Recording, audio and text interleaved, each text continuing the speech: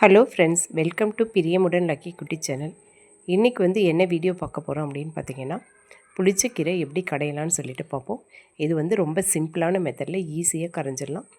இதில் பார்த்திங்கன்னா நிறைய அயன் சத்துக்களும் இருக்குது. வாங்க வீடியோக்குள்ளே போகலாம்.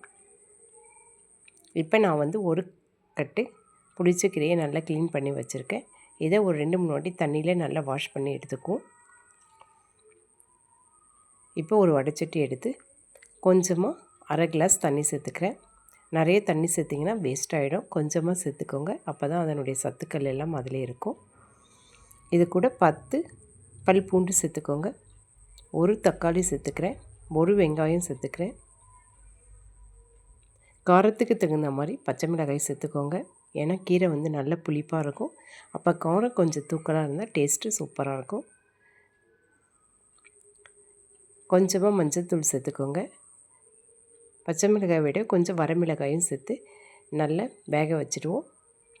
இப்போ நல்லா வெங்காயம் தக்காளி வெந்துடுச்சு. நாம் இது கூட க்ளீன் பண்ணி வச்ச கீரையை சேர்த்துட்டு வேக வச்சுடுவோம். பார்த்திங்கன்னா கீரை இப்போ நிறைய இருக்குது. வெந்த உடனே கொஞ்சமாக தான் இருக்குது. இதுக்கு தேவையான அளவுக்கு உப்பு சேர்த்துடுவோம். இப்போ கீரை நல்லா ஆறதுக்கப்புறமா ஒரு மண்சட்டிக்கு மாற்றிடுறேன். மண்சட்டியில் கடைஞ்சிங்கன்னா தான் டேஸ்ட்டு சூப்பராக இருக்கும். மிக்சியில் போட்டிங்கன்னா அந்தளவுக்கு டேஸ்ட் இருக்காது.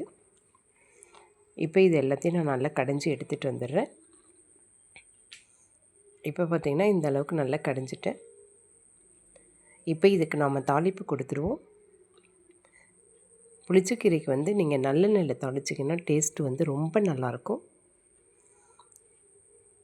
கடுகு, ஜீரகம், 4 பல் பூண்டு தட்டி வச்சுருக்கேன், அதை சேர்த்துக்கோங்க. வரமிளகாய் சேர்த்துக்கோங்க.